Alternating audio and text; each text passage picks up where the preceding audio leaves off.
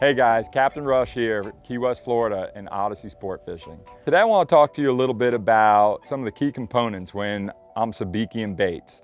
Now a lot of these baits I'm sabikiing are normally going to be cigar minnow, thread herring, blue runners, speedos, goggle eyes. One of the first things you want to think about when you are targeting these baits is how much weight you're going to use.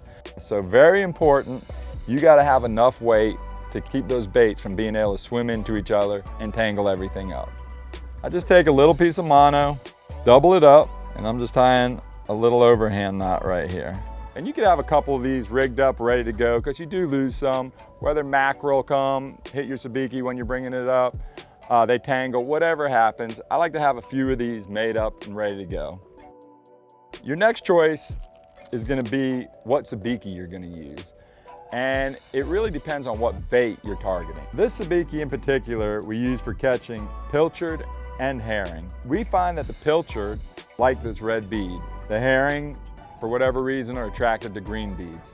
Another important factor when you're sabikiing baits is simply removing the sabiki from the packaging.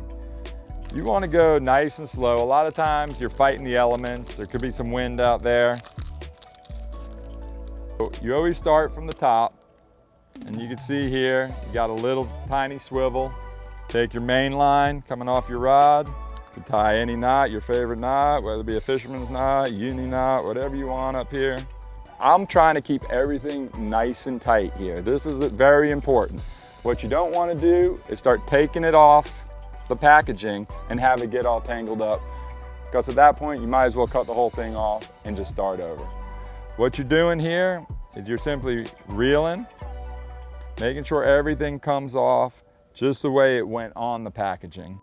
So as you can see, they come off in line just like this. As I'm pulling it off, all my hooks are coming off, I'm still keeping the line tight till I get to the very last one.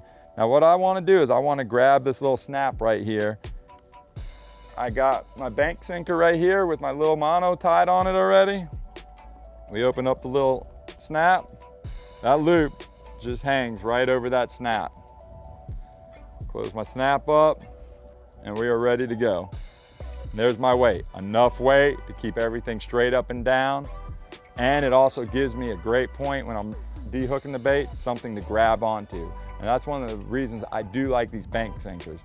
Another thing I like to do, I like to hold the bank sinker just like I would a fly if I was fly fishing in my hand. I'm always keeping this tight so it's not swinging into my shirts. These little hooks are razor sharp and they like to snag in anything they can get into. They're like Velcro. I'm right-handed, I got the rod in my right hand, I got the weight in my left hand, always putting a little tension on the tip of the rod.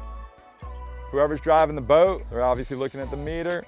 When they do mark the bait, they're gonna say, okay, go ahead and drop. Now, depending on what kind of bait we're targeting, if we're targeting pilchards, I got my red beads on here, I'm gonna drop this sabiki all the way to the bottom.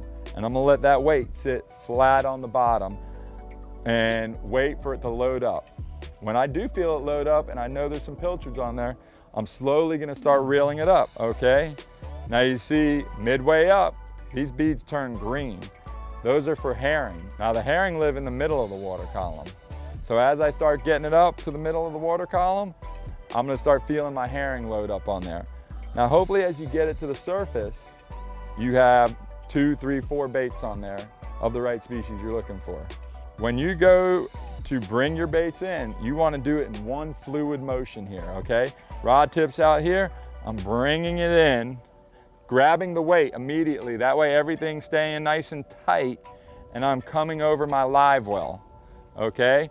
Now whoever's in charge of de-hooking, everything's tight for them, they can get their de-hooker on those little hooks and never touch the bait. These baits are never meant to be touched until you're ready to put them on the hook. Let me show you the de-hookers. Simple little tool right here. This de-hooker is just a little hook. How it's meant to work, holding the weight right here in my hand, I come, I slide the hook on the line. It's meant to slide right down and catch the hook. Once it catches the hook there, you just turn up, bait falls off in the well, never been touched, no slime gets knocked off, no scales. I can't stress enough how important it is to properly handle your bait. I hope these tips help you, and if you like them, please keep watching and subscribe to our YouTube channel.